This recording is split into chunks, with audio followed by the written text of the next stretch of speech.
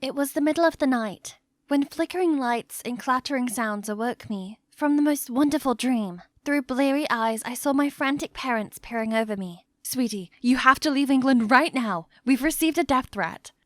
Death threat? What happened? Hurry up and pack your things. We don't have much time. But where am I going? And what about you guys? To the US. For now, Elise, you go by the name Chloe Stewarts. Remember, if anyone asks, you don't have anything to do with this family.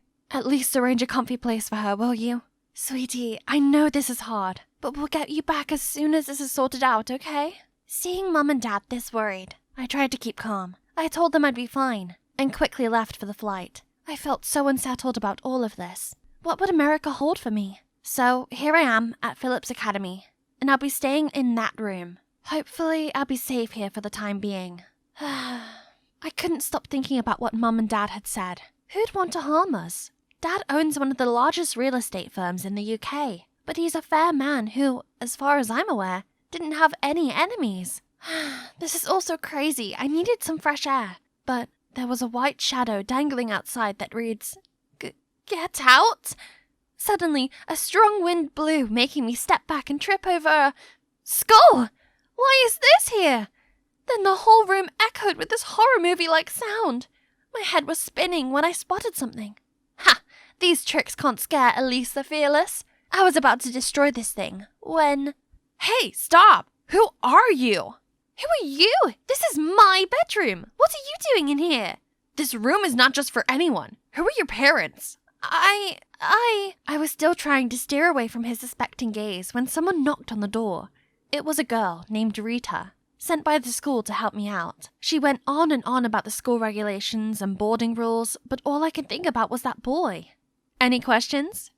Oh, not quite. I mean, the security here might be a little questionable. Aren't there any safety measures for the balconies? Actually, this is the only room here with a balcony, and it's quite eerie at times. Be careful. Anyway, here's your schedule for this term. Welcome to Phillips. Eerie. It was definitely a little weird. Is it because of that boy? Is he trying to scare people out of this room?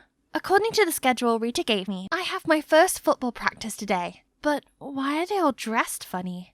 Everyone looked at me as if I was an alien and laughed their butts off. Here we call that soccer and this football. Ever played it before? Oh yeah, I forgot. I'm in the States now and they have different names for loads of stuff. How embarrassing. Don't sweat it. It's actually kind of cute of you. So, what's your full name? We may know your family. Chloe Stewarts, from England. Everyone then shrugged cluelessly. What a relief. I'm just a nobody to everyone now. However, Rita wouldn't let me blend in. She insisted my clothes were too sloppy for a Phillips student and dragged me to the mall. I like her, but sometimes she's so enthusiastic, if not a little too much. Elise? Elise Stone? What are you doing here? Has your family moved to America? Oh no, it's the worst timing to bump into some family friend. I frantically looked around to see if anyone heard her, but... Elise Stone, huh? It's impossible to escape her questioning. So I told her everything and asked her to keep it a secret. Don't worry, I'm not going to tell a single soul. I've got your back, Chloe. Suddenly, the whole mall was flocking to the entrance. Our Golden Boys, the top player of the varsity football team. Golden Boys? Is this some sort of K-drama or something? Oh, that's the guy from my balcony. On the way back to my room, I kept wondering what that Golden Boy was doing on my balcony, when I found myself in a haunted house. What's that? Oh, this buddy was from today's biology class. As I carried the skeleton to the corner, I got caught in some toy spiders. Jeez. Suddenly, there was a streak of light from the balcony. Oh right, I forgot to close the door today. So this annoying intruder sneaked in. Again. Hey, soccer girl. Impressed. Why are you trying to scare me out? What do you want? Well, I'm right next door and this balcony's always been mine. But since you moved in, I've lost the spot to chill. That's it? I mean, I'm staying here for just the time being and I don't really need a balcony. Plus, the less trouble, the better. If you want it that bad, then you can have it. But only the balcony. Please don't ever come into my room without my permission again.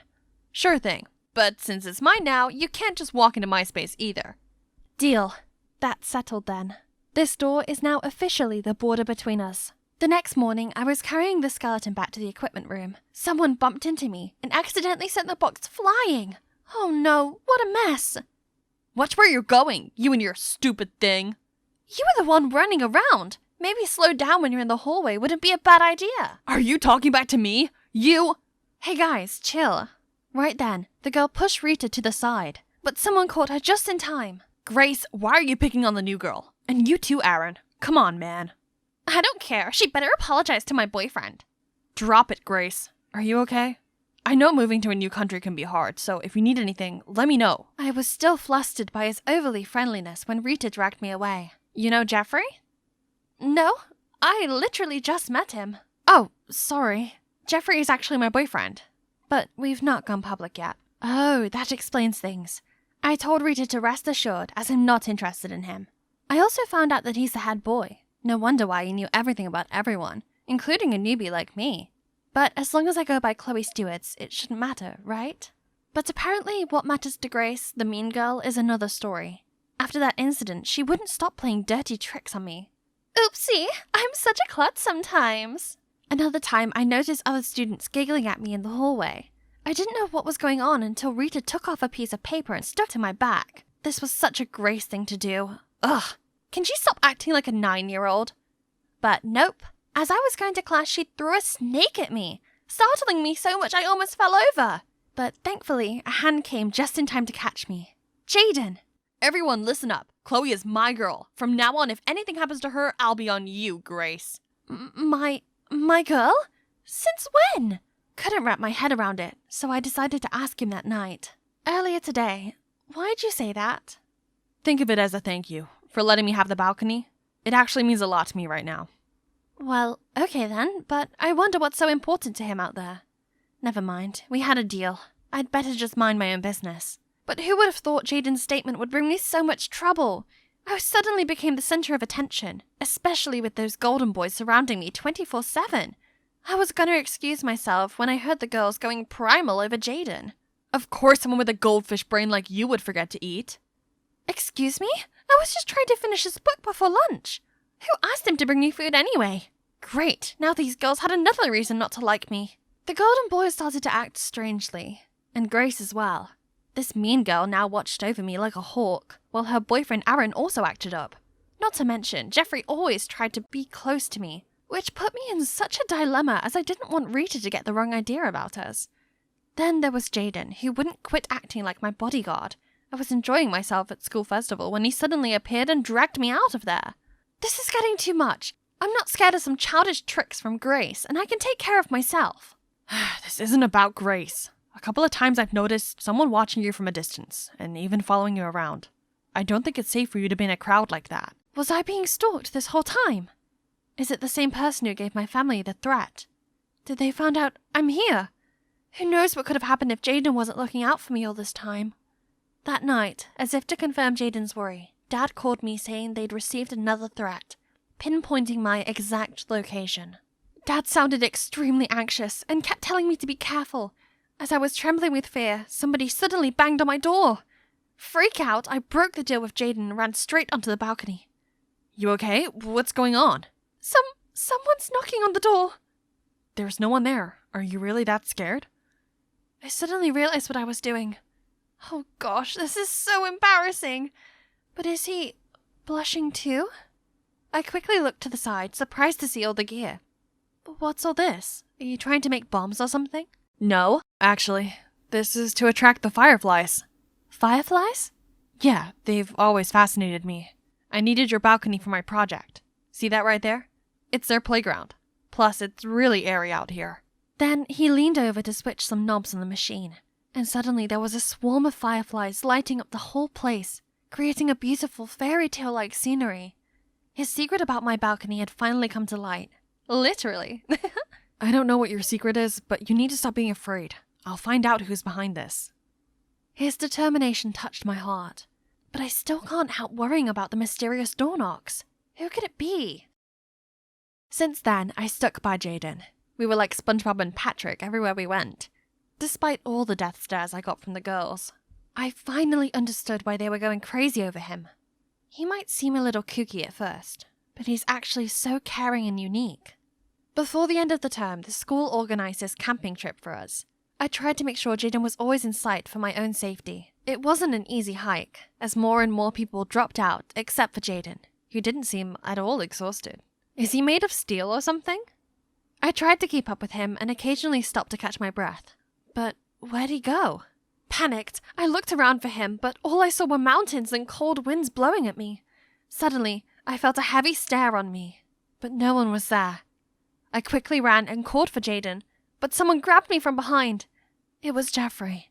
Without a word, he just dragged me away. Well, what are you doing? Where are you taking me? Sorry, but I gotta do this. I've been waiting so long for this moment. You should ask why fate landed you right in the hand of your enemy. Enemy? What do you mean? Are you the one behind the threat? My parents were, yeah. But now I'm in it too. Blame your dad and his stupid resident project that took away our land. The land that was supposed to be my family's mining area. And now we're going bankrupt, all thanks to you. And you know what? The news reached Rita's dad, and he's forcing us to break up. But this is our parents' business, and I have nothing to do with it. Why are you taking it out on me? Well, maybe if their precious daughter is in danger, they'll do something about it. In danger? What is he gonna do? Right at that moment, someone appeared and freed me from Jeffrey's grip. Sorry for leaving you alone, but I needed to know who was behind this. You stay out of this. This is none of your business. You need to calm down. Don't get yourself in trouble because of your parents' mistakes. Jeff, you've worked so hard to become head boy. Are you just gonna throw everything away? Jaden's words seemed to touch him, as we saw Jeffrey fall to his knees. I'll talk to my dad. I'm sure he could help you guys out with the business. Our families have always been close, and we've got you, Jeff. Seeing Jeffrey break down, I felt bad for him. What he did was awful, but his parents never should have put him in this unfair position. That evening, Jeffrey seemed deep in thought, when he suddenly dragged Rita out for a private talk, leaving everyone confused. Grace and Aaron then also left. I took a deep breath and filled my lungs with fresh air, when suddenly all the fireflies appeared in the sky, followed by Jaden. I know this is your call, but if you're willing to stay here instead of going back to England, I promise to take care of you. I looked at Jaden, beaming against the beautiful skyline, and I couldn't help but feel my heart beat a little faster. He was so sweet and caring, but why was he doing this? Did he have feelings for me too? Right then, Rita and Jeffrey came back. Jeffrey apologized for scaring me, while Rita also said sorry for not keeping my identity a secret.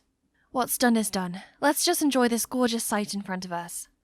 The next day, as we returned from our camping trip, we all arrived at the hall for a school notice. But when I arrived, it was just my homeroom teacher and classmates there. We just heard from the principal you're going back to England, so we organized a small party for you. I hope you had a good time at Phillips. Everyone also wished me luck on my journey, but Jaden didn't even bother to say goodbye. Suddenly, all the lights went out, followed by the candles, and Jaden. I respect your decision to leave, but I just want to let you know, I really like you, and no matter where you go, I'll be thinking about you. Actually, Jaden, I'm staying here. I already told my dad, but... That's all I want to hear, Elise Stone. 98, 99, one more to go. And 200,000 followers! It looks like I'm making quite an impression on the world. Hey, you're looking at the hottest beauty and lifestyle influencer of Park Springs High School. Beauty and brains? I have both. It's not surprising, is it? Obviously, a girl like me gets loads of attention. Oh, there our nerdy Ben is, my #1 fanboy. He's always following me around school and offering to help me with, well, everything. I can't blame him. I mean, I'm basically his queen. Hey, Ben. I didn't see you at my locker as usual. Are you good? I'm out of money today, so... Wait, Ben, don't say it like that. People will think I mugged you or something. I never ask for those groceries or sundries. Yes, you don't. Sorry. Okay, so that was weird. Then things got even stranger when I overheard Christine telling her friends that after being exposed, an anonymous IG singer's followers had skyrocketed to a whopping 500,000. But the thing was, she went to school here. She's that nobody in bio class, Stella. Stella hurried past me into class. followed by a flock of people trying to take her pic and asking her to sing. Blah, blah, blah. Some of the boys even offered to take her home after class. Poof! Please! What were they thinking? Ugh! She could play the fragile and confused act on these losers, but she didn't fool me. The dropped book scenario was so overrated. But, why was Ben rushing to pick it up? What a traitor! Ben? Where's my homework? He couldn't even come up with a better excuse than, I went out last night. This was baloney. I just heard him offer to help Stella with her homework. And guess what? This girl, still with her Little Miss Shy facade up, told Ben that she could do her own essay. Ugh. Did she think she was Beyoncé or what? Acting all high and thinking she's the beacon of the universe? I was furious. So she wanted a taste of fame, huh? Let's just say, as a senior in this field, having experienced its downside, it was time I taught her some manners. After that, I made sure she became the main topic of every single talk in school. Hey, she needed to learn how this fame game worked. Everyone was giggling, pointing, and whispering behind her back. She had to cover herself with a hoodie that hid half of her face and walk through school in anxiety. Yeah, I know that paranoid feeling all too well when you obsess with why people keep on giving you odd looks. Then one day, I was putting my books back in my locker when I glimpsed someone running past me crying. It was Stella. And she dropped a note that said, "If I were you, I wouldn't have shown up at school ever again. You're a joke." Gosh, do people even say these things? This was way too harsh. What happened? For God's sake. He didn't think I was the one who wrote this, did he? From that day on, Ben completely ignored me. And worse, he was glued to Stella, comforting her as people talked behind her back. Ugh. Then one day, I was tying my shoelaces when I heard some cheerleaders trying to open someone's phone. Right at that moment, Stella stepped out of the shower stall. Upset to see others violating her privacy, she tried to fight back.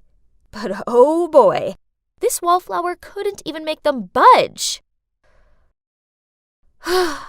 Fine, I'll help her, but only this time. You tattletale! You think you run the place now just because you're popular? Go tell Ben I didn't put that note in your locker.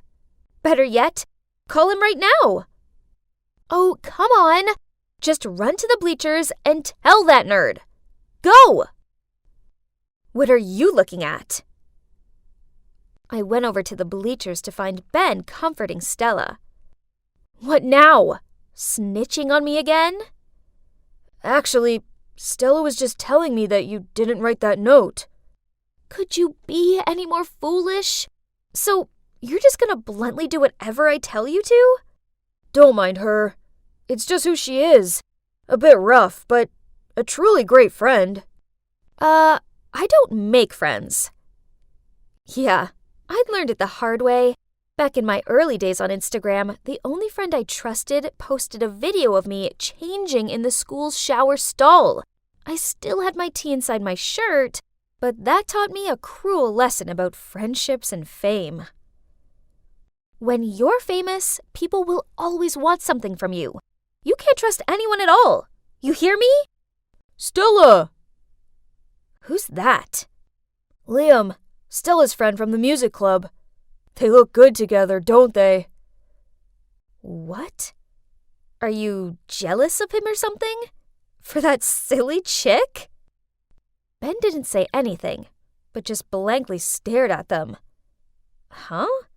He never looked at me like that anymore. Now I was no longer the Instagram queen. That meant I was no longer his queen. It was true there was no one I could trust. A few days later, there was a big football match. We were going up against our rival school for the final. and Stella was singing the national anthem. Even the mayor and a local TV station showed up for it. Crazy! Ben was part of the AV team, so when some dude told me Ben wanted to talk to me, I went to the AV room to find him.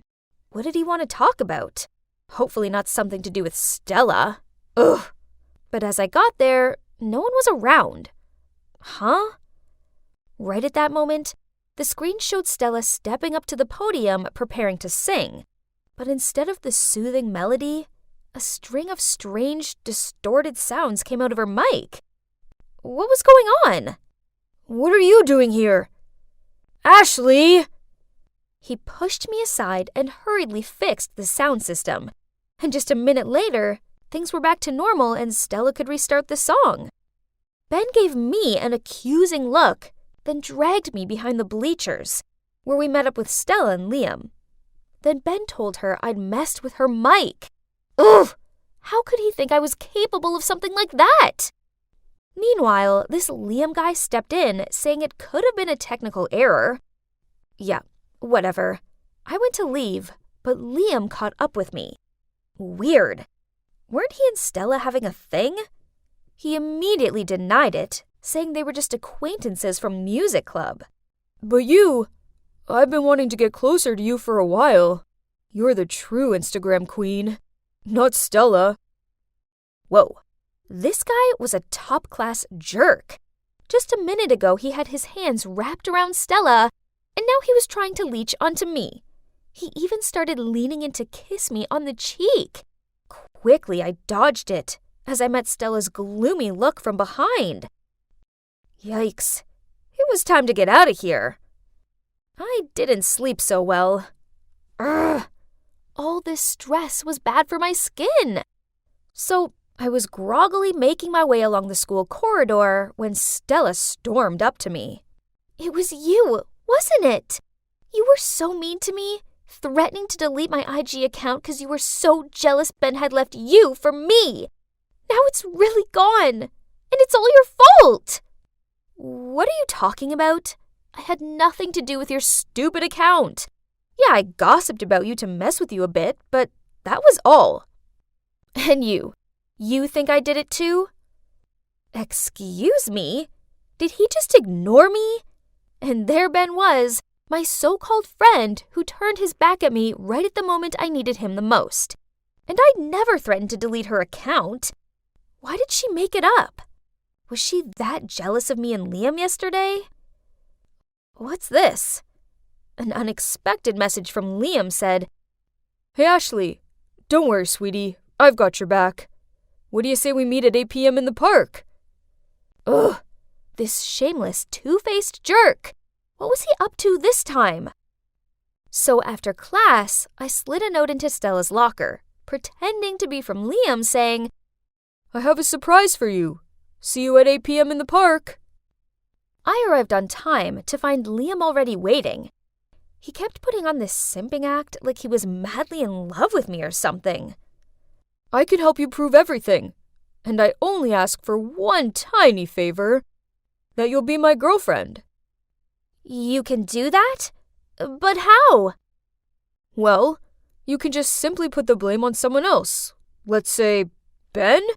Oh, honey, you don't have to do anything. Just come to me and let your man handle it. Ugh, this guy made me want to barf. But I still had to play it cool so I could figure out what this dude had up his sleeves. Sounds interesting, but I want to know more. How are you going to carry out your master plan? Honey, I've already got all the pieces of evidence in my hands.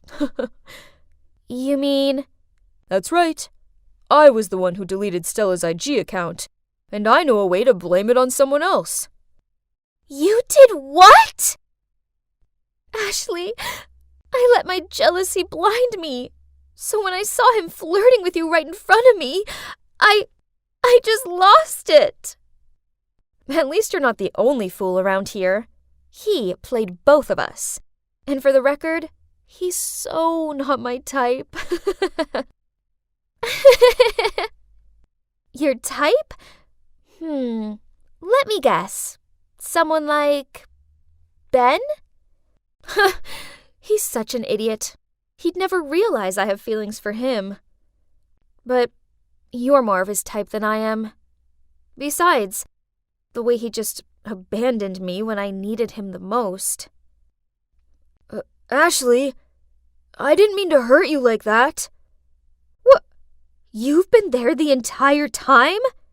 Yeah, I've heard it all, including the part about how you have feelings for me. Look, it's not what you think. I'm not into Stella that way.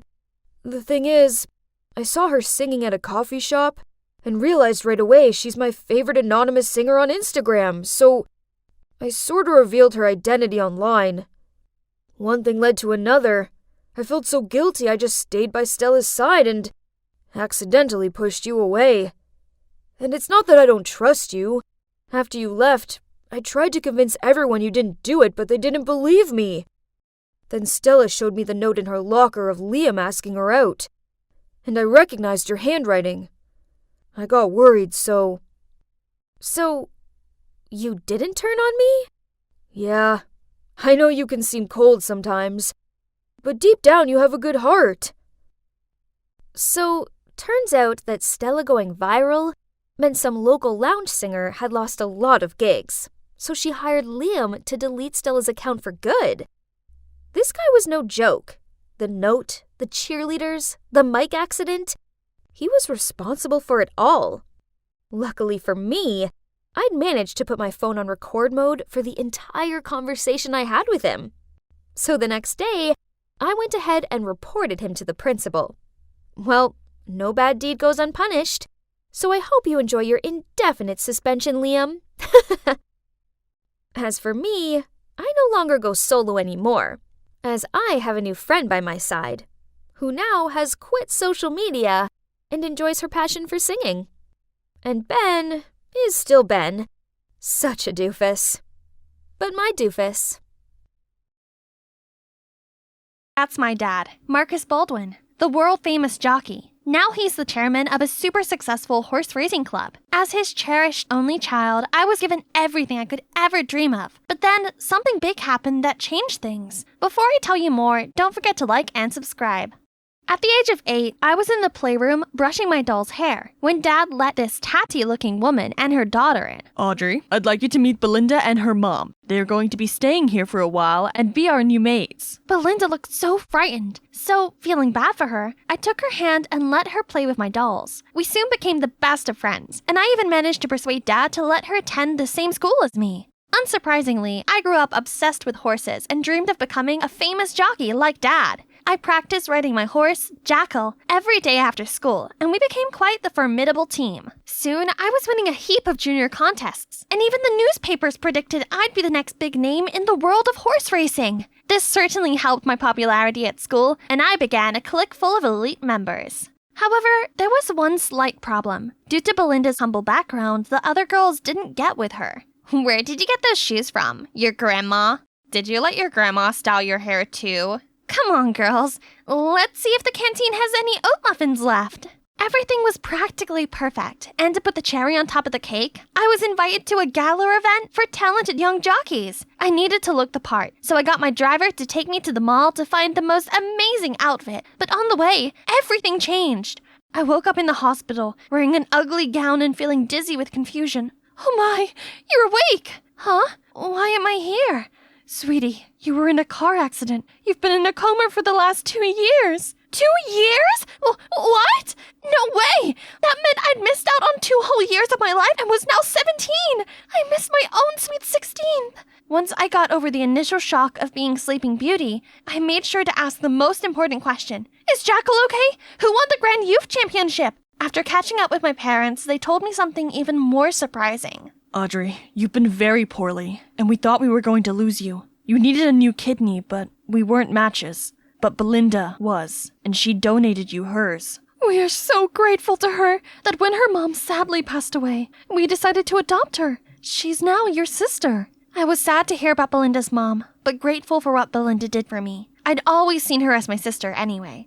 Right after I got discharged from the hospital, I was excited to get back to school and resume my life. Only, it seemed the world had moved on without me. No one dressed like me anymore, and I was stuck in a class with 15-year-olds. I tried to interact with them, so when I saw the teacher pinning up a picture of an elderly man, I asked if this was her grandpa. The whole class fell silent for a second, then suddenly exploded with laughter. It's the president, Audrey. Ugh, how was I supposed to know? At lunchtime, when I went to join my old friends, I overheard them talking. 2021 called. It wants its tennis skirt back. What language is she speaking? Oh my god, Audrey is like an alien. She doesn't know anything. I mentioned the lucky girl syndrome trend, and she literally looked at me like a fish. Come on now, you know she can't help it. Let's go get some cheese fries. Anything you say, Belinda. Belinda was on my side, right? It kind of felt like she'd stepped right in and taken my place. At least my parents would be glad to have me home, right? Wrong. Mom was always shopping, attending yoga class and the spa, but she didn't ask me to go with her. Instead, she always asked Belinda. It felt like she'd forgotten that me, her real daughter, actually existed.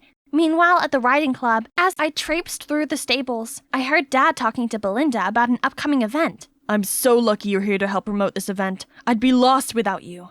I no longer fit in at school, at home, or at the horse racing club. Life has changed around me, and I felt frozen in time. Worse still, I had to take this gross medicine. One time my maid was chasing me around the furniture trying to make me take it, but I used ornaments, cushions, and books to block the path. I was so distracted making my obstacle course that I bumped straight into Douglas Barron, my dad's business partner. My. You certainly are a determined young lady. Later that evening, Dad called me into his office. I thought he was going to grumble at me for not taking my meds, but instead he said something I wasn't expecting. It seems that Douglas is rather impressed by you. He wants you to date his son, Damien. The firm's been under a lot of pressure recently, and having Douglas on side would be beneficial, especially as he's our biggest stakeholder. What? You want me to date a stranger just to help your business? I can revive the business myself without having to do that. I just need to win the horse racing tournament. No, it's too soon after the coma. You're not ready yet. Dating is the only way. As if I was gonna listen to Dad. So I secretly came here with Belinda. I was about to saddle up Jackal, but then I got a whiff of horse manure and began to feel dizzy and nauseous. Dad suddenly showed up and took me to the hospital. Turns out, I'm allergic to horse manure. Ugh. Then Dad started yelling at me for training without his permission. Thankfully, Belinda informed me what was going on and told me about your allergy. Belinda? Why? Sorry, sis. I only told Dad as I'm worried about you. Whatever. I'm still going to horse race again. Actually, there's physical therapy, and if you pass the agility test, you could still get back to training. Dad, please. Fine. Do the therapy, but only if you go on this date with Damien. I agreed to go on the date, but I never said anything about being well-behaved on it. So in order to prepare for our special date, I watched this tutorial video. How to dress to attract men. A tutorial. Rule number 1, make sure your hair is long and never put up. Rule number 2, make sure to show a little skin, ladies. Rule number 3, footwear should be dainty and delicate. And ta-da! As I showed up at the restaurant looking ridiculous, I instantly recognized this quirky guy from school, Damien. So, I made sure I had the most unapproachable expression on my face. As soon as I sat down, I purposely ordered the weirdest food combo, ice cream hamburger. I was convinced he'd think I was a lunatic and leave, but instead, he reached over and tried a bite of my ice cream burger. Interesting. What? How could he like that? Someone please call the food police over here. Your fashion sense is so refreshing. Everything about you is fascinating. I am rather smitten. The rumors about him being quirky are definitely true. After the disastrous date with Damien, I met with Cooper, a medical student at the hospital who was helping me with my physical therapy. During the training, he was attentive and super encouraging. I was beginning to feel better, but then Damien showed up and insisted on staying there so he could check Cooper was doing his job properly. He wouldn't stop humming annoying tunes and munching on potato chips really loudly. Then at home afterward, he wouldn't leave and continued bugging me. When he finally left, I moaned to Belinda about how annoying he was. But to my surprise, she said she thought he was cute and funny? Hang on, does this mean Belinda likes Damien? On the day of the physical examination, I passed every single test without any mistakes. I was smiling as the doctor made his announcement. Miss Baldwin, I'm afraid you failed the assessment. I ran out of there and cried to myself. I felt someone sit next to me and was about to tell them to go away when I realized it was Cooper. Audrey, the improvements you've made are impressive. I was sure you'd pass. Seeing his caring face made me feel a little better. We talked some more, and then he offered to drive me home. As we walked around the corner to the parking lot, we heard Belinda raising her voice with, "The doctor!" We stopped to listen. "I'm not giving you more money. I already paid you for failing Audrey. Sign this, so I can be sure you'll keep this a secret." What? How could Belinda betray me like this? Belinda, why? Why did you do this? You don't understand how hard it is living in your shadow. I love the horse riding club, but you're coming back, and there will be no use for me there anymore. You ruined everything! Then she stormed off, leaving me standing there stunned. I immediately got home and told Dad what she'd done. I expected him to be on my side, but I'm sure you're overthinking the situation. Besides, you should be grateful to Belinda. Not only did she save your life, but now she has agreed to marry Damien to save the company. Belinda was only doing this to steal my life. It wouldn't work. I was more determined than ever to go back into horse riding and claim back my life. Mine! Meanwhile, Cooper helped find another doctor to test me, and this time I passed. I showed my results to Dad, and he finally allowed me to go back to training. But when I brought up Belinda bribing the doctor again, he just remained quiet. Am I even his daughter anymore? Okay, change of plan then. I met up with Damien to ask about his marriage with Belinda. So, did you agree to the marriage? No way! I don't want to marry whatever her name is. Great! I mean, that's sad. Well, my heart belongs to you. How about we get payback on them and fake date? Just faking it though, if you don't mind. Fake? Real? If it means being your boyfriend, then I'll do it! So we immediately returned home, walked inside and linked arms and gave each other lovey-dovey looks. Belinda's scrunched up face was a picture. I resumed horse riding practice and got around my allergy problems by using sachets and spraying perfume all over myself. It worked at first, but then I started getting allergic to the sachets too. Cooper immediately took notice, and the next day he showed up with some homemade herbal sachets. Not only did they help cure my allergy, but they also had a calming effect on me. Without the allergy bothering me, I could focus on practicing, and soon I was back to my amazing former riding self again. I showcased my talents to the club, and everyone seemed impressed. A talent like you should be head of the club. Yeah, I may not be a big talker like someone I know, but actions speak louder than words. Belinda was clearly jealous of my rise to success, so she pulled some mean pranks on me at school. One time she suddenly turned nice and offered me a coffee, but it turned out she had snuck hot sauce in it. I was so mad. I changed her ringtone to fart sounds and called her number. It was hilarious! But then she suddenly fainted and was taken to the school infirmary. Oh, come on. She was so hurt she fainted? I told the other students she was faking it, but instead of listening to me, they all took Belinda's side. You're so ungrateful. Belinda even gave you her kidney, yet you scared her so much she fainted? Yeah, you wouldn't be here today without her. What kind of person are you? Feeling deflated and not listened to, I ran off. I stormed home, and on the way, bumped into Cooper. Unable to hold my emotions anymore, I burst into tears. He insisted we went for a walk, and I ended up spilling out everything to him. I don't condone what Belinda did, but I kinda see it from her perspective. She's an orphan who longs for a family. She finally found her place in the world, and then you woke up and became a threat. I never thought of it like that before.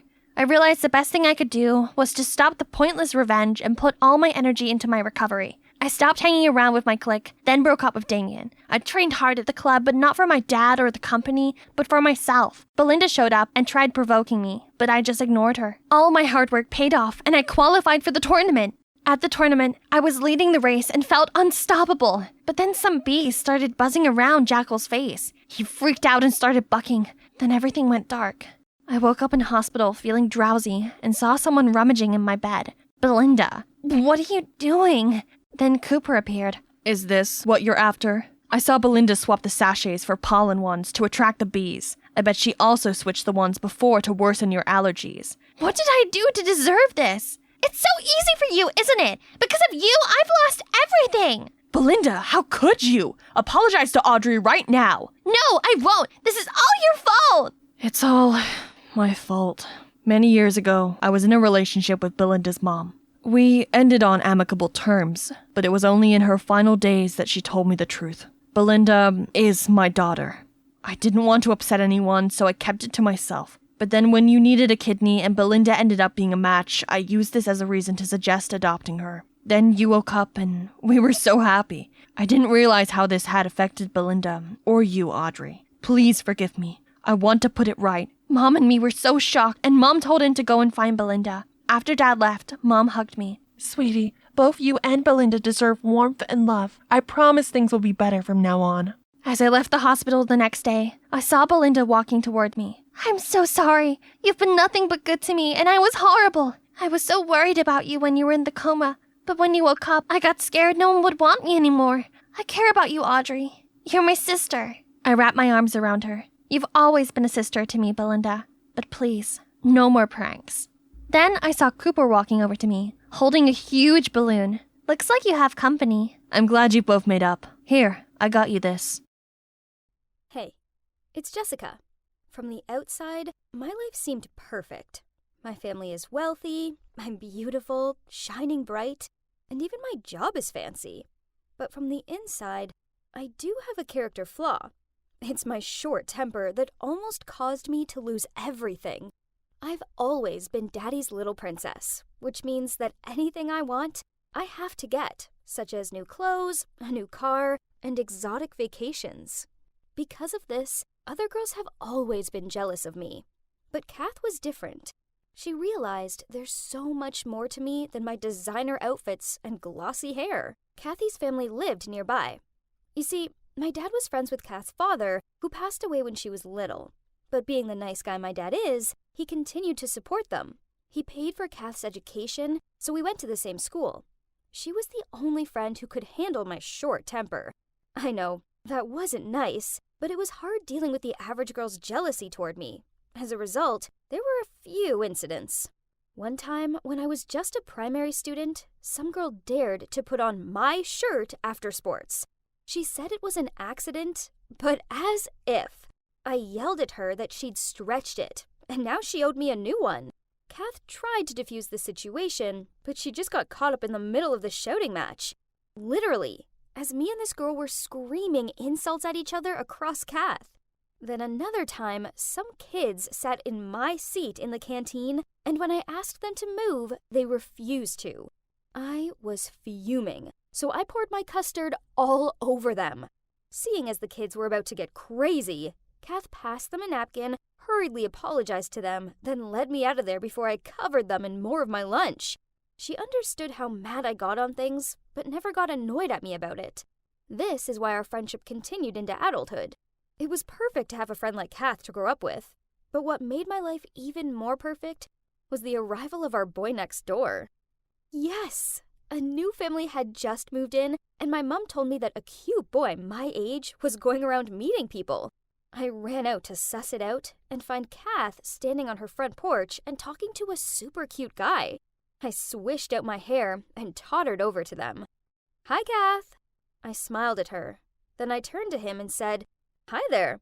We definitely haven't met before, 'cause there's no way I'd forget you." He smiled back and introduced himself as Andrew and said he lived on that block.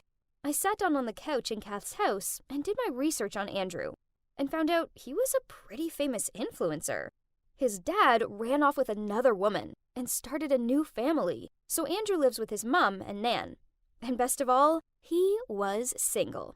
I pulled on Kath's arm and insisted that she help me beg Andrew as my man. She looked a little awkward at first, but then she reluctantly agreed to help. I persuaded Kath to pretend that she lost her phone, then I went round to Andrew's and begged him to come and help us look for it. He spent the whole afternoon trying to help us look for it, only to hear it buzzing in my pocket. Oops. Then one time, well, this wasn't planned, but I managed to get one of my new heels stuck in a drain cover. I was standing there yelling at it when Andrew walked past and told me to take my shoe off. I refused. Did he have any idea how expensive they were? He just laughed and told me to lean on him while he carefully unwedged my shoe. Whose heart wouldn't melt for this gentle guy? After that, we started to talk more, and then chatted every day. He had a sense of humor and was very gentle toward me. It is so wonderful to know that he was impressed by how cute I was, hiding Kat's phone in my pocket to find a chance to make friends. How embarrassing, but seemed like he liked that. After 2 months, he asked me out on a date, and soon we became an official couple. I loved being around his family, as his mom and grandma were so sweet and friendly. Then my dad said he needed me to go on a 3-month business trip in San Diego. I didn't want to leave Andrew for so long, but there was nothing I could do about it. Ugh! Being an adult sucked sometimes. I just had to pack up and take a flight to San Diego, then finish the job as quickly as possible. Little did I know how terrible things could happen in the next 3 months. One night, my mom called me up. She was furious, and at first, I couldn't work out what she was saying. Finally, she calmed down enough for me to make her words out. Jess, I found the DNA test hidden away in one of your father's filing cabinets. Kath is his biological daughter. This whole time, he's been lying to us. I cannot put up with this. I'm divorcing him, and I won't be happy until he's left with nothing. What?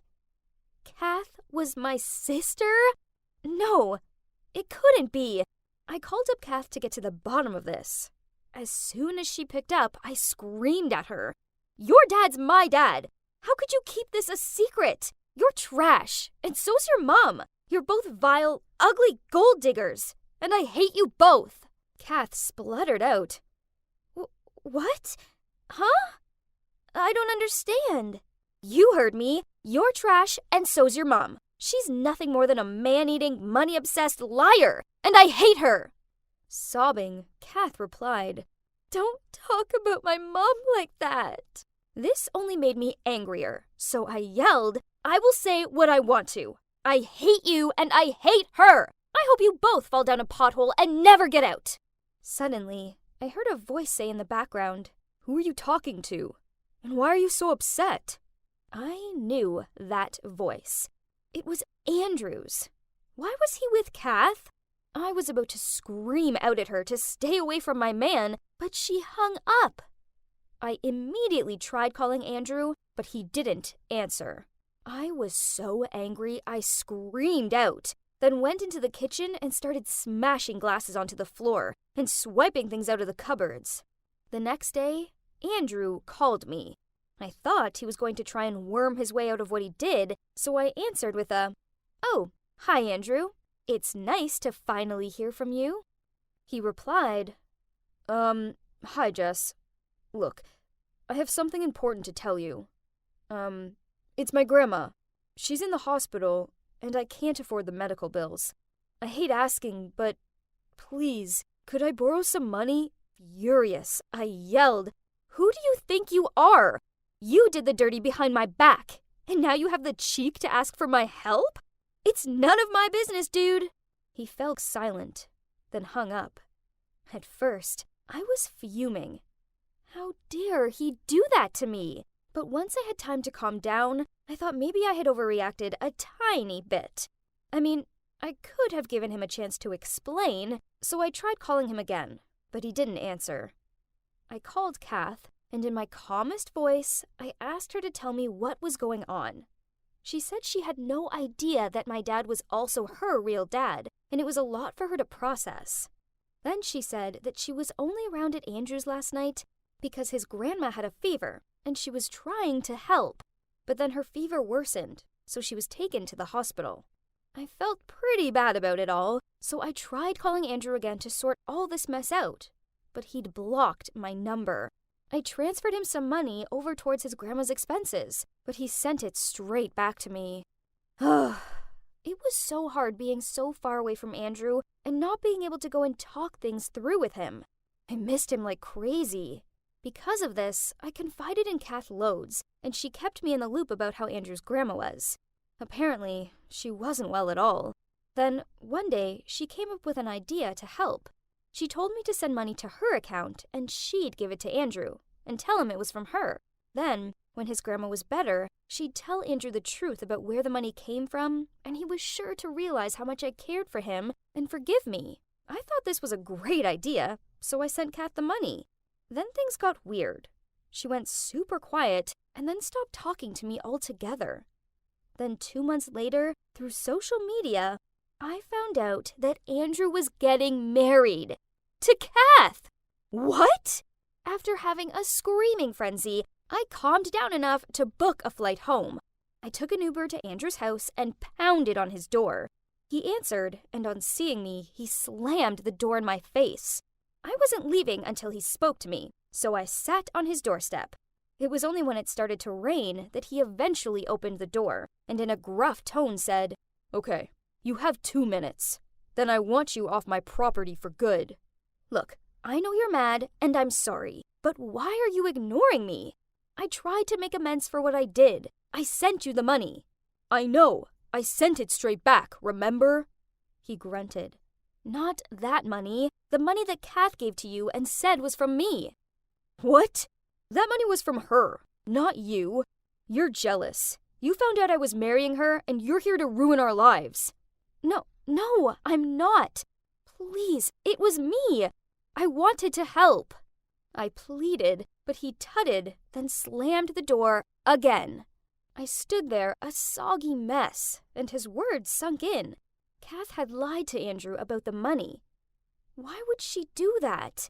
Furious, I stormed around to her house and was about to press the buzzer down until she answered when the door opened, and I saw Kath stepping out with Andrew's mom. I jumped out of sight and listened. Andrew's mom was thanking her for all her help and saying how much she couldn't wait for her to be her daughter-in-law. What? As soon as his mom walked off, I jumped out of hiding and confronted Kath. You're a liar! Kath was surprised seeing me, but then she just shrugged and said, whatever, then walked toward her door. He's my man now, not yours, she added, looking back at me. You traitor! I screamed at her as I charged towards her. We got into a fight, and there was a lot of hair pulling. Finally, Kath managed to get through her entrance door and lock me out. She grinned at me through the window, so I shouted at her, Kath, you just wait!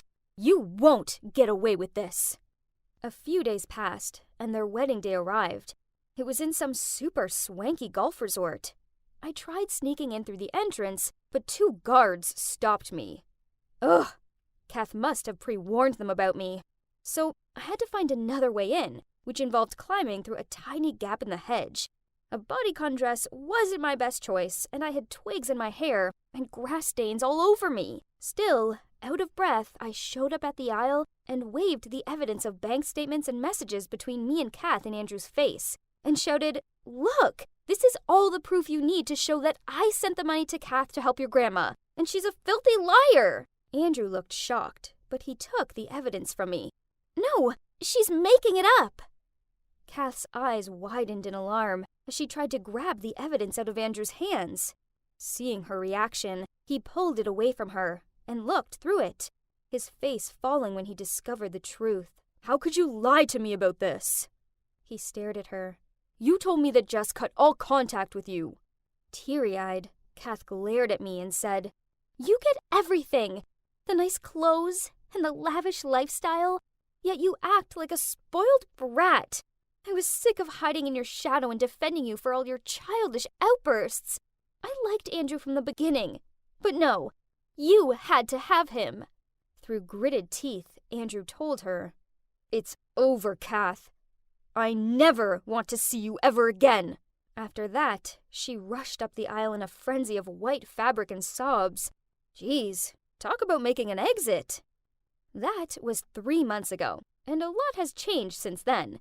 My dad eventually managed to persuade Mum to forgive him, although he had to buy her a new car and take her on a month-long island getaway. Also, she insisted that she never wanted to see Kath or her mom ever again, so Dad arranged for them to move to another city. This worked for me, as I never wanted to see Kath again either. I know I have a short temper, and I overreact sometimes, but I honestly believed that Kath was my friend. It hurt knowing that she didn't care about me at all. She just wanted my life. As for Andrew and me, now we're back together, and there's no way I'm letting my short temper cause me to lose him again. All of this could have been avoided if I hadn't let my anger blindside me. I should have trusted him from the start and heard him out. So now, if I feel anger overtaking my thoughts, I will go and pace the yard first to calm down. I may look like a crazy person, but it works a treat. I'd only just arrived at school, yet I could tell something was up. Dude, what's with all the fuss? Did Carl do something crazy again? Look at this. Jeez, gross. Sorry, wrong direction. This way. Here you go, Miss Stewart, the new principal of our school. In front of me was a stern-looking woman who exuded a terrifying aura. Ooh. Well, that was unexpected, as we all assumed that Mr. Smith would take the lead because he'd been serving as school vice principal for pretty much forever. Suddenly, everyone's phone vibrated. Why the stern face? She looks so angry at the world. Is she allergic to our skin? Every skirt is too short, lol. No dance party this year? Unbelievable. Is she a principal or a jailer? Warning you guys, she knows our secret smoking place. Jeez, look at all those faces pinned to their mobile phones. The gossip mongers. Over the next few days, rumors about our new principal seemed to be everywhere. Info about her seemed more sought after than Imagine Dragons tickets. Also, from day one of the principal's arrival here, a series of bizarre stories began to circulate. One day I was walking into class and heard the most ridiculous story in the world. My school was haunted. Idiots. I quietly crept under the table, then suddenly poked my head up and shouted, "Boo!" which caused all my friends to jump in fear. Haha, losers. All that spook stuff is nonsense. You don't believe it, huh? Yet Stacy saw it. Oh no. Stacy? I didn't know they dragged my crush into all these silly gossip things. She's usually a smart girl. Not sure what had gotten into her. After that, Stacy lowered her voice and started talking passionately about her chance encounter with a silhouette that appeared in front of the principal's office. But worst of all, before she could get a closer look at it, it vanished. It was probably just the security guard. Nah, when I left, I still saw him dozing off in his room. He even checked the camera and saw Stacy just standing and saying hello, even though nobody was there. Creepy, right? Then the story went further, when someone claimed that the new principal was a witch and was bringing evil forces to the school. Oh my God, Stacy. I needed to pull her out of this mess of nonsense right now. But no matter what I said, she insisted. I saw it with my own eyes. What if she really is capable of dark magic? Oh, come on. We're not kids anymore, Stace. Evil forces, witches, demons, they aren't real. But it's you who might get in trouble when the principal starts investigating who's spreading the rumor. Josh, it's driving me crazy. I need to confirm what I saw. But I'm scared. Can you come with me, please? I hesitated for a moment, then nodded. Okay, back gate, 10 p.m. tonight. Let's just get it over with. Plus, it'd be a great chance to impress my crush, isn't it? That night, I arrived at our meeting point early and waited around. It was freezing, and not gonna lie, I got goosebumps. Okay, calm down, Josh.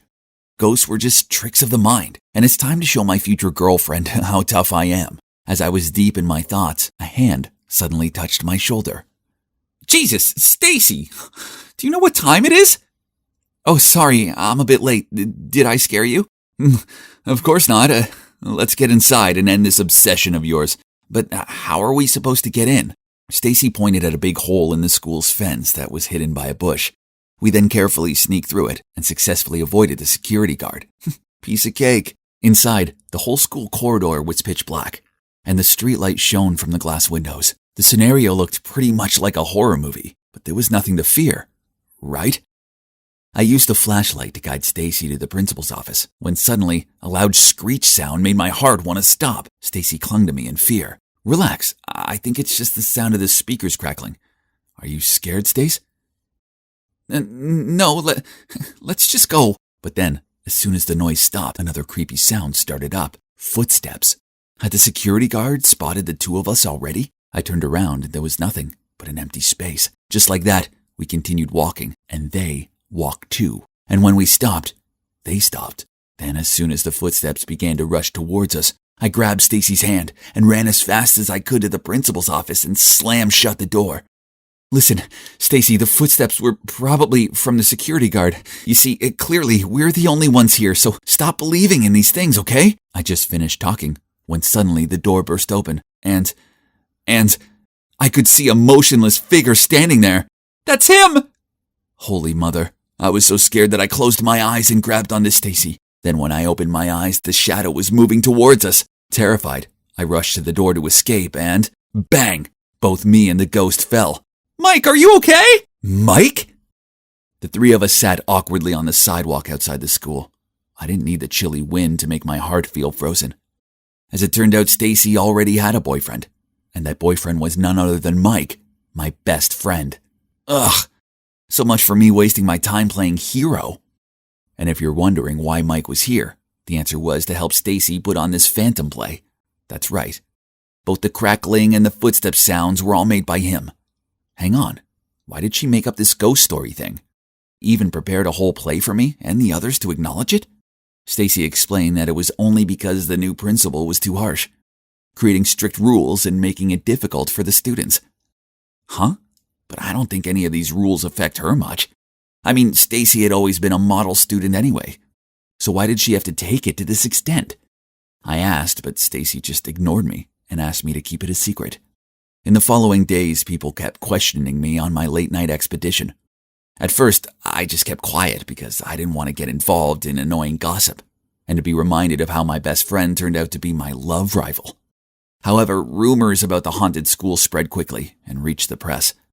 Fear swallowed the school. A few students even transferred to another one because they were so scared. Although I wasn't a fan of the new principal's strict rules, what Stacy did had gone too far. One day, I was about to find her to figure this out when I saw her walking alone down the exit stairs. Stacy, I know you're the principal's daughter and the admin of the spooky group chat that has been on the rise recently. What? Stacy's the principal's daughter? Unbelievable. And wasn't that person Mr. Smith, the vice principal? Perhaps we're after one same thing. Don't you want your mom to work elsewhere too? Right? But your method doesn't seem to be working so well.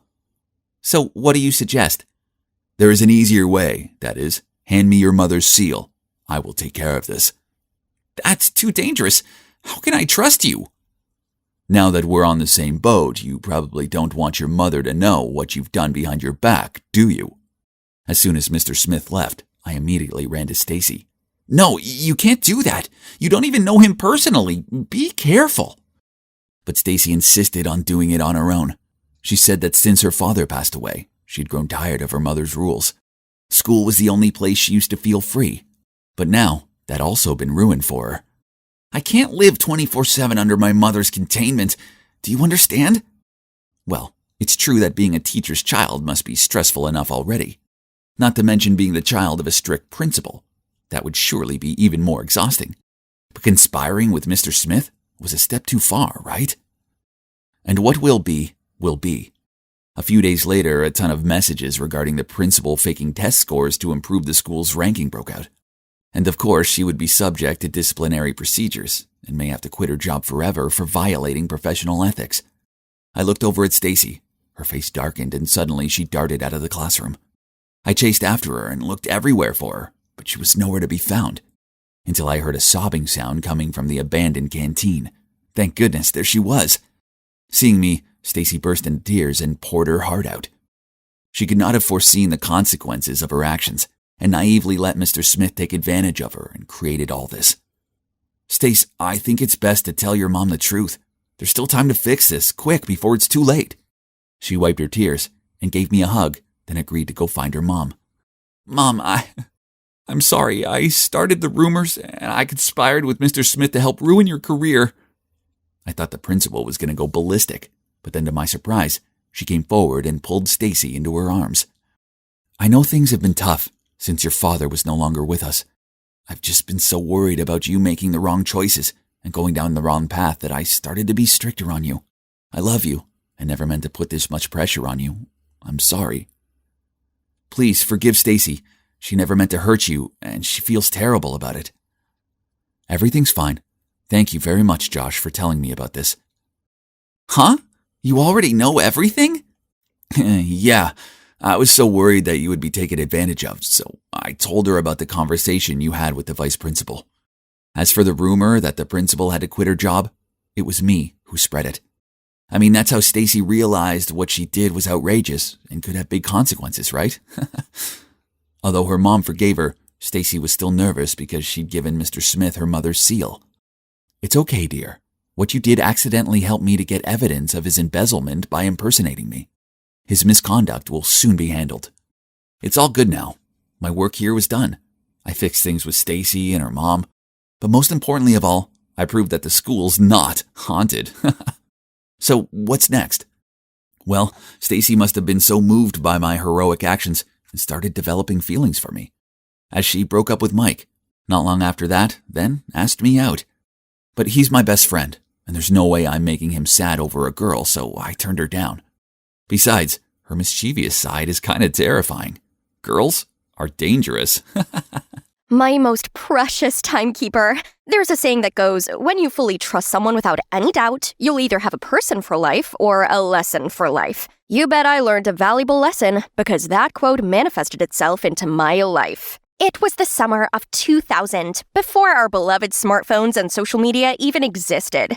Elio, Tara, and I were exploring the glorious Barcelona. Spain was our first stop on our trip across Europe to celebrate high school graduation. That's 18-year-old me. I'd always wanted a partner who I could trust with my life and stick with me through thick and thin. But the boys I dated were too childish or selfish to be considered trustworthy, except for my sweet Elio. He's always so attentive and cared for me greatly, but somehow he couldn't ease my anxiety.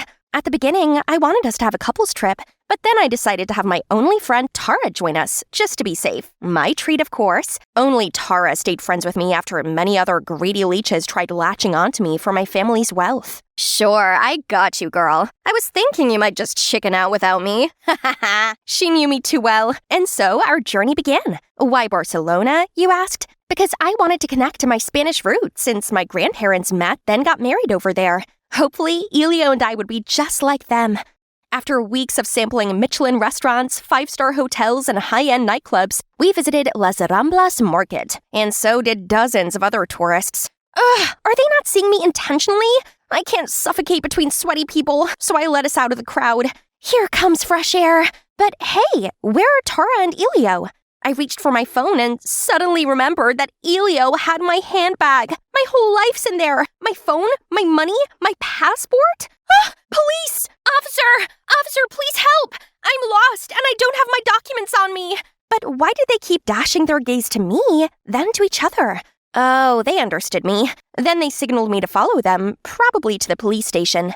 What? This is a hospital. They think I'm nuts? No, this isn't happening. What do I do? Excuse me, you need help?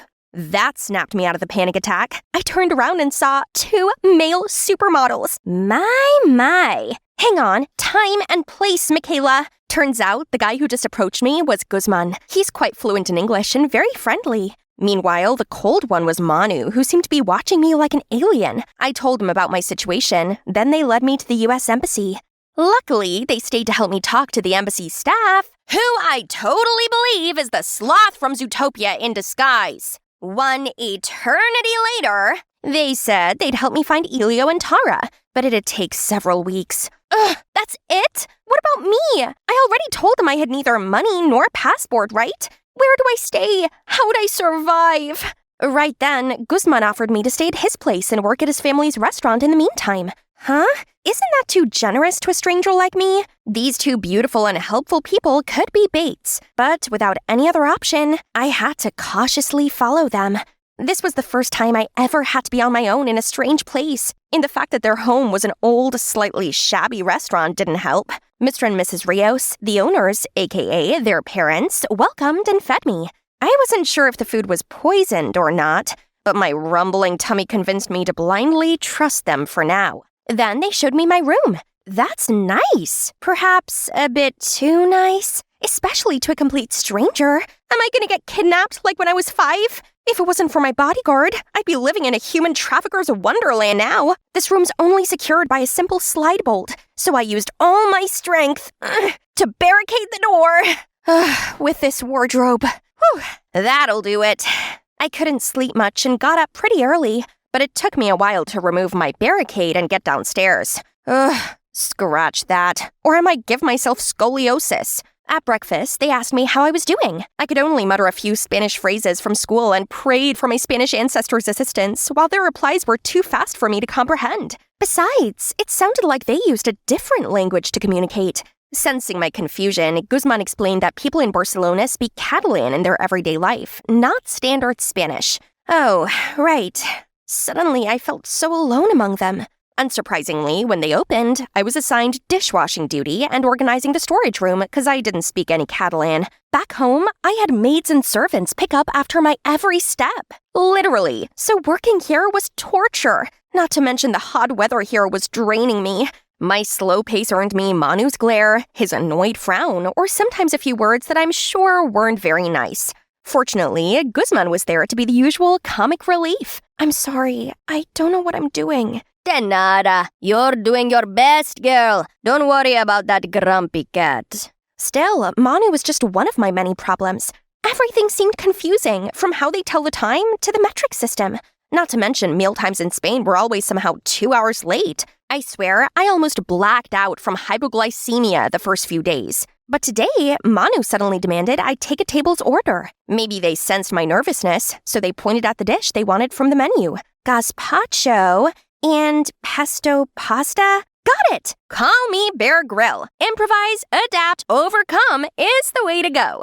A while later, I was just vibing in the kitchen when I heard a commotion outside. I ran out and realized the customer from before was coughing violently. What's happening to him? I saw Mr. Rios ran up to his date, asked a few questions, and checked his half-eaten pasta. His face suddenly turned pale, and he immediately called an ambulance. Michaela, did you, by any chance, not hear that he said he had a nut allergy? Perhaps. He told me his food should be nut-free because he's allergic, but that went over my head. Thank God the ambulance arrived on time, so he was okay. Still, Mr. Rios had to apologize, and that meal was on the house. And me? Manu gave me a piece of his mind. Why is he angry at me? He knew I didn't speak their language, yet he made me take their order. I wish I spoke Catalan so I could fire him instantly. Guess I'll have to fire myself. Adios! I was walking around aimlessly when Manu and Guzman found me. They said they were looking for me everywhere. Manu's awkward expression was very unlike his usual cool appearance. Sorry, you not know Catalan, I not know English. We, misunderstand. Go home, please, okay? Now I knew this guy seemed cold only because he didn't speak English. Seeing their sincerity, I followed them back. But will I ever return home? What if I'll never see my friends and family again for the rest of my life? The next day, I went to the U.S. Embassy and received shocking news. Elio and Tara not only had already left Barcelona, but Spain. A week ago. Why didn't you inform me immediately when you found them? Oh, we were gonna do that tomorrow. They're gone anyway. What's so funny about that, you moron? Never mind. Burning this place down wouldn't solve anything. My world had already collapsed. What did I do to deserve this? Why am I surrounded by cruel people? My paranoia was proven right once again. I can't trust anyone but myself. I relayed the news to the Rios and asked if I could live with them longer. They reassured I could stay as long as I needed. They can't reach you now either. They couldn't have abandoned you. Maybe they were looking for a way to help you. Chin up, Wayne. Your tiara's gonna fall. This family's hospitality and positive energy are unmatched. Still, it saddened me that I couldn't return home just yet. A few days later, surprisingly, Manu offered me Catalan lessons. In return, I shall teach him English. He was a natural. I, on the other hand, felt like I was born with a wrong tongue. Whenever Manu got mad at me for making mistakes, I'd bombard him with questions as a distraction. Why do you use Celsius and not Fahrenheit here? Why Catalan and not Spanish? And what's up with siesta? I swear, it's like the entire city suddenly drops dead in the middle of the day. At first glance, my questions seemed to annoy Manu, but he actually answered all of them. I could see his iciness slowly melting. Time passed and my Catalan improved. Today, I even chatted with Manu's parents while working. They said this restaurant was established a few generations ago, and many troubled couples stopped by this place. But love always prevails in the end, because our food heals them all. Might sound romantic, but actually, that's because great-granddad liked being a love guru, while great-grandma wished to be a couples therapist. Since then, thanks to Manu and my coworkers, my life got a lot easier. Every time I messed up something, they'd offer help or guidance. One time, I got lost while delivering food and was gone for a long time. But when I got back, they didn't criticize me. One of them even joked that I didn't know the area because I rarely went out. So Guzman suggested we three go to the beach after work. Some vitamin C sounds like what I need. Huh? But only Manu was waiting for me after our shift. It's just us. Guzman's with his hot date. Guzman, you cheeky little schemer. Still, this isn't a date, right? Just two friends getting to know each other. I initially thought we're gonna walk along La Rambla and arrive at Barceloneta Beach, but Manu took me to Playa Badalona, which was a bit further away, but pretty much empty and splendid. Strange how TripAdvisor didn't mention this place. Manu brought out a bottle of cava, a Barcelona specialty. Wow, isn't it expensive? Are you sure I can have this? You worked hard and deserve to play hard. Aw, so thoughtful.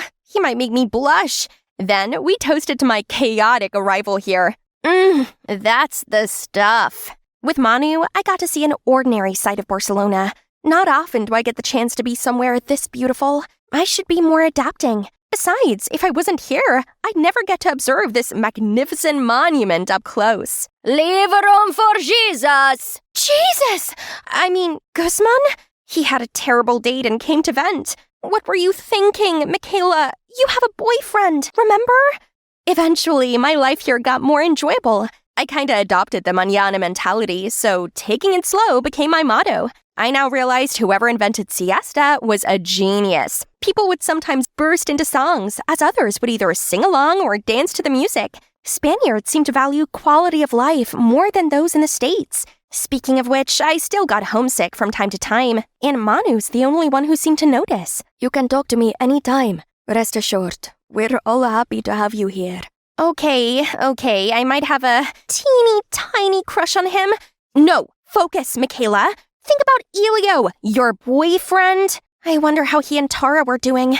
Speak of the devil, I saw them again that evening on a TV show about tourism in Marseille, France, and they shamelessly claimed to be a couple. I couldn't believe it. However, without my passport, I couldn't get to them. So I asked Manu and Guzman to go there, and they agreed. Girl, don't worry. I'm more than happy to bring those traitors to justice on your behalf.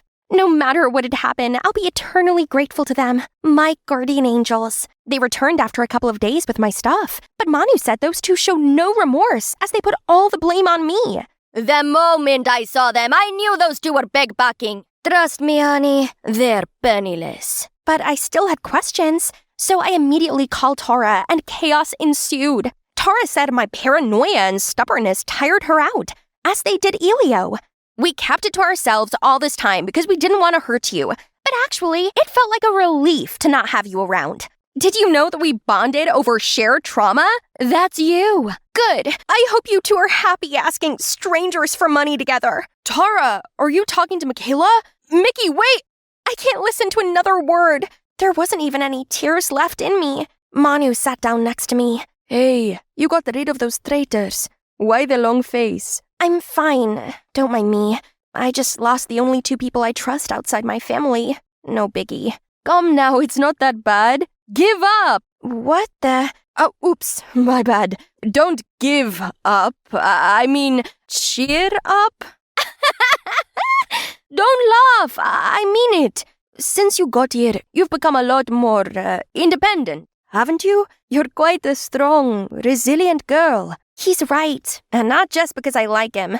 I'd been so caught up in everything that I didn't realize I'd been entrusting my life to him, who I barely knew. I'd been relying so much on him and his family. Maybe it's not so bad knowing good people still exist. And this guy, he makes it so hard for me to leave this place. At the crack of dawn, I woke up to the deafening sound of helicopters? That's my family crest. My parents must have sent those choppers. A swole guy in black came up to me and said my dad wanted me home because I'd gone AWOL for far too long. Then he just grabbed me, and we flew straight back to America. I begged him to turn around so I could say goodbye to Manu, Guzman, Mr. and Mrs. Rios, my saviors, but my pleading was completely ignored.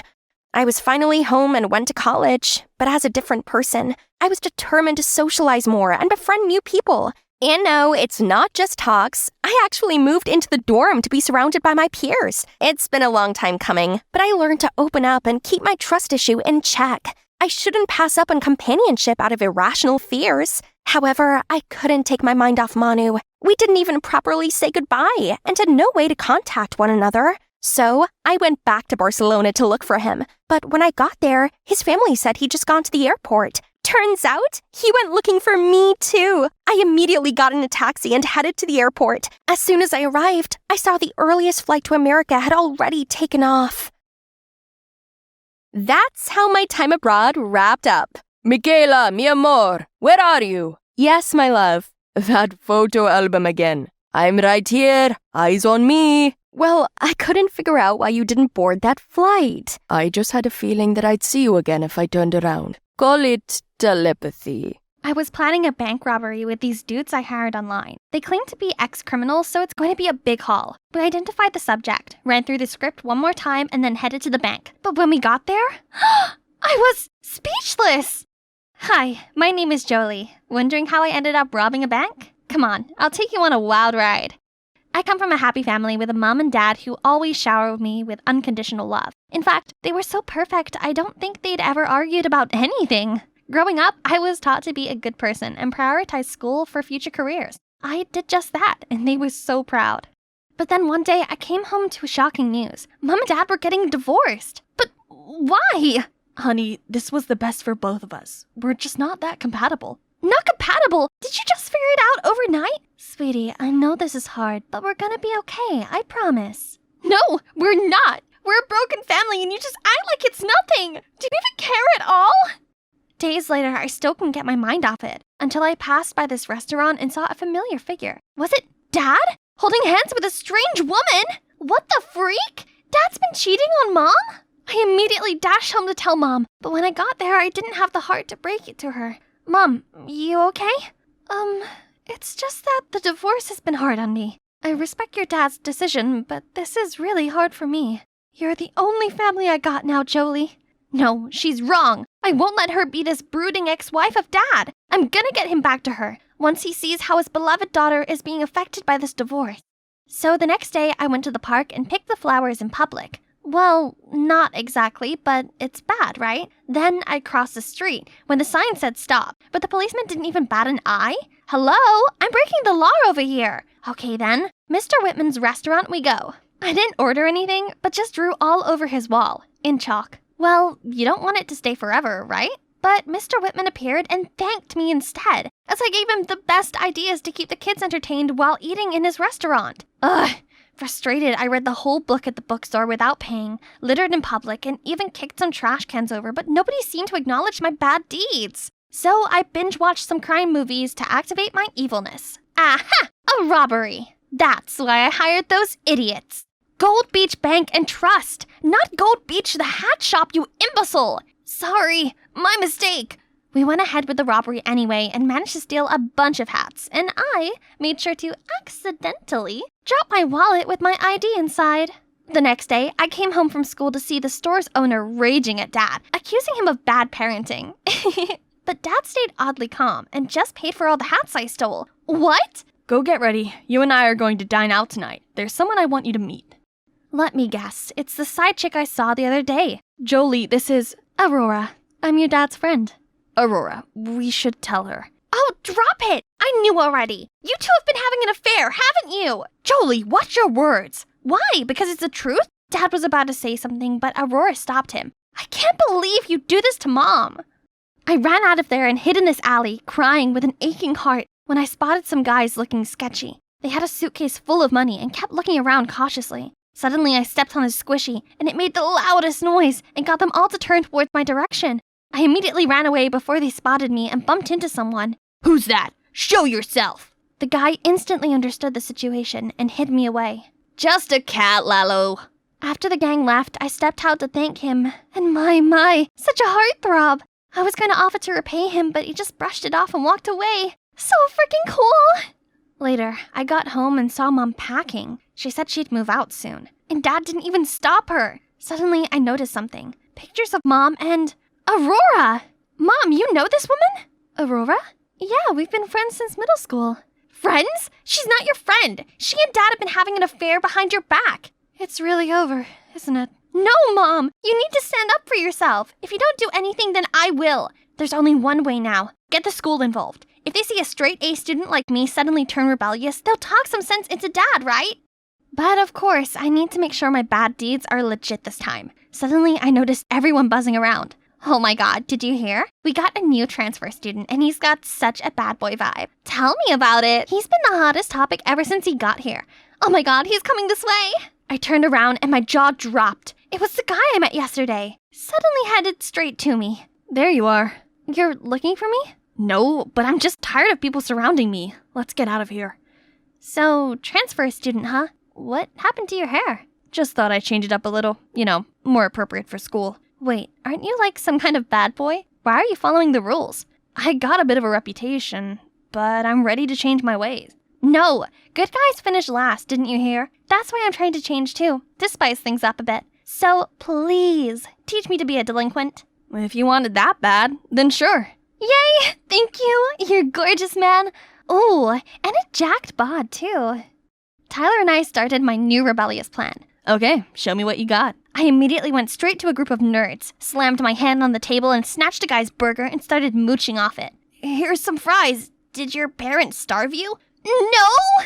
I immediately stood up and left, and saw Tyler, who was laughing at me hysterically. That's your idea of being mean? I know I'm bad, that's why I need you to enlighten me. Tyler then taught me some pranks, and it was hilarious. We kept the door shut with 20 different locks and enjoyed seeing the teacher struggling to crack them all open. Got the screen to show a bunch of memes during class, then played a bell ringing sound every 15 minutes, confusing everyone. The cherry on top was to get loads of adult diapers shipped to our beloved principal, cash on delivery. When the principal asked who did it, I proudly took the fall. Do you care to explain yourself? Principal, I may look bad right now, but that's because my parents are getting divorced. I can't eat, can't sleep, my mind's a mess. All right, I get it. Jesus. I'll have a talk to your parents. You can leave now. Father dearest, let's see how you handled this. When I got out, Tyler was waiting for me. He drove me away, then stopped by this gorgeous lake. You didn't just rebel because you were bored, right? I sighed, then started pouring it all out that had been bottling up inside of me. Guess having a normal family is luxury to both of us. What do you mean? I actually grew up in an orphanage, but I wasn't happy there, so I ran away. I ended up on the streets and causing trouble. Luckily for me, my foster dad noticed and adopted me. I'm extremely grateful to this day, so I'm always looking to help him with the business. Your dad has a business? What does he do? Tyler didn't answer me. When we got back, Aurora was already there waiting for me. What are you doing here? Your dad went on a business trip and asked me to come over to look out for you for a few days. No, thank you. I can look out for myself. And who is this young man? Have we met before? Would you please stop poking your nose into my business? Can't believe Dad still went ahead with the divorce after meeting with the principal. And now I'm stuck here with this annoying woman. Just wouldn't let me leave the house and even ordered this rubbish dusk till dawn curfew on me. You're not going to see that guy. He's trouble. Please, you're not my mom. So I continued meeting up with Tyler. But strangely, whenever I suggested we hang out at his place, he always seemed hesitant. So one time I went to his house to surprise him, but upon seeing me, he looked so worried. What are you doing here? You're not supposed to come here. We have a guest today. I turned around and was transfixed to see the sketchy guy from the alley. Lalo, I'm Tyler's dad. You must be... Jolie.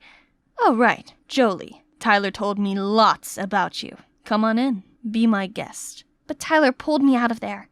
We stopped at a nearby park when he finally loosened up a little. That man was your foster dad? Yeah, I just couldn't tell you the truth. I'm afraid you wouldn't want me around anymore. That's not true.